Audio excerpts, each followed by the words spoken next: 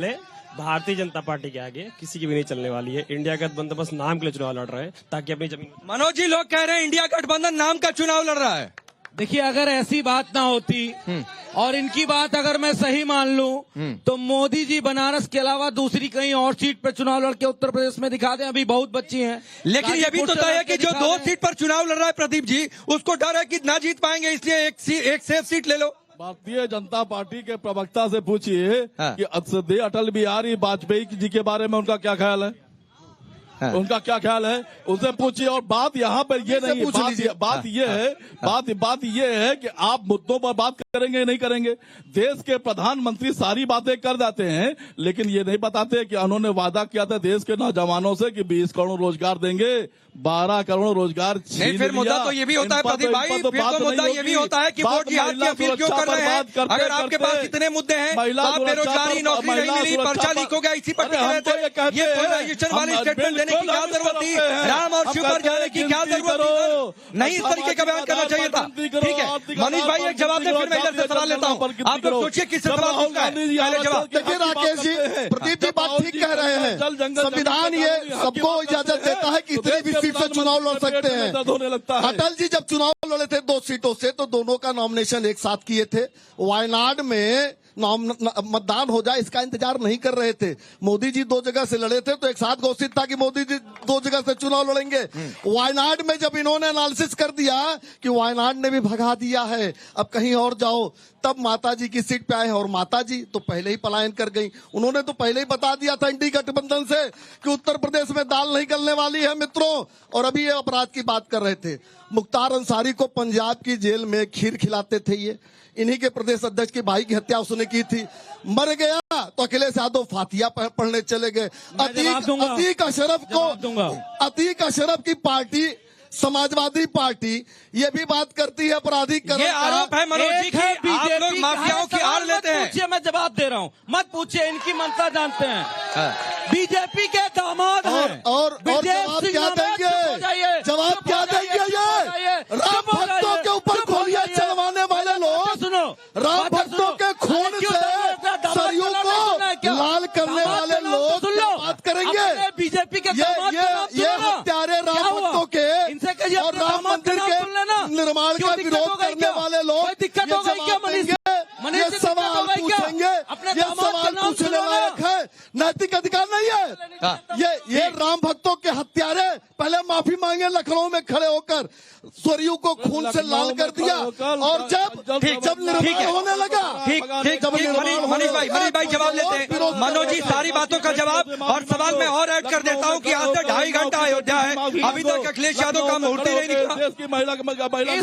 प्रदीप जी पहले मनोज जी देश में आज तक भारत सरकार ने किसी हत्यारे को कोई भी पुरस्कार नहीं दिया है, और जिनको हत्यारा कह रहे हैं मोदी सरकार ने उनको पद्म विभूषण दिया है। तो इनको माफी ये तय नहीं है। मुलायम सिंह यादव जी मुख्यमंत्री थे, गोलियां चली थी कि नहीं चली? दूसरी बात ये सही है कि नहीं करिए, ये सही है कि गोलियां चली थी? मुलायम सिंह यादव जी मुख्यमंत्री थे, गोली चली थी कि नहीं अयोध्या में? नृपेंद्र मिश्रा जी बोल तो रहे हैं, जो देश किसने चलवाई थी? नृपेंद्रवा बोल तो रहा है कि कौन गोली चला है। मतलब मुख्यमंत्री की कोई जिम्मेदारी नहीं है। और नहीं, ये भाषाई सभ्यता है मनोज, ये भाषाई सभ्यता है। यही लोग कहते हैं कि आप लोग माफिया लेते हैं, उसी तरीके की भाषा का राकेश जी मुझे जवाब देने दीजिए। आप लोग झगड़ा कर रहे हैं। कौन चलवाया था भाई देखिए, मनोज जी की भाषा से हमको कोई आपत्ति नहीं है। मनोज जी की भाषा से हमें कोई आपत्ति नहीं है और मुझे कोई दुख है जो अपने बोलेगा जवाब उसको भाई, जो अपने बाप चाचाओं को जिन्होंने नहीं छोड़ा, जिन्होंने अपने बाप चाचाओं को नहीं छोड़ा, बेइज्जत कर दिया, तो नृपेंद्र मिश्रा और हमारे लिए क्या कहेगा? हमको कोई दिक्कत नहीं। आपके संस्कार, आपके संस्कार ये उनके समाजवादी पार्टी के संस्कार है। इसी संस्कार ने मुलायम सिंह यादव को बेइज्जत कर दिया देते हो। इसी संस्कार ने अखिलेश यादव के संस्कार ने अपने दामादों की सुरक्षा देने दीजिए और दूसरों की बदनामी। ये मनोज यादव अपना संस्कार को देखो, समाजवादी पार्टी का संस्कार है। मिर्ची तोड़ते हैं कि अंदर तक। और ये जो संस्कार है, इस संस्कार ने तो शिवपाल यादव मुलायम यादव को बेइज्जत कर दिया। नाले से गैस बनाने वालों से हम संस्कार नहीं सीखते। चाचा और बाप को नहीं छोड़ा, नाले से गैस बनाने वालों से चाचा और बाप को नहीं सीखते। छोड़ा। हाँ, जिसने चाचा और बाप को नहीं छोड़ा, नेता को मनीष शुक्ला को इस तो देश छोड़ेगा। का प्रधानमंत्री चाचा और बाप को बेइज्जत करने वाले लोग। ठीक है, एक मिनट, एक मिनट। प्रदीप भाई, वायनाड में हार का डर या फिर वोटों के तुष्टीकरण का डर कि एक खास वोट बैंक नाराज हो जाता अगर राहुल गांधी यहाँ से लड़ते तो, और यहाँ भी सेफ सीट तलाश ली, नहीं बेहतर होता कि अमेठी से ही वो चुनाव में जाते?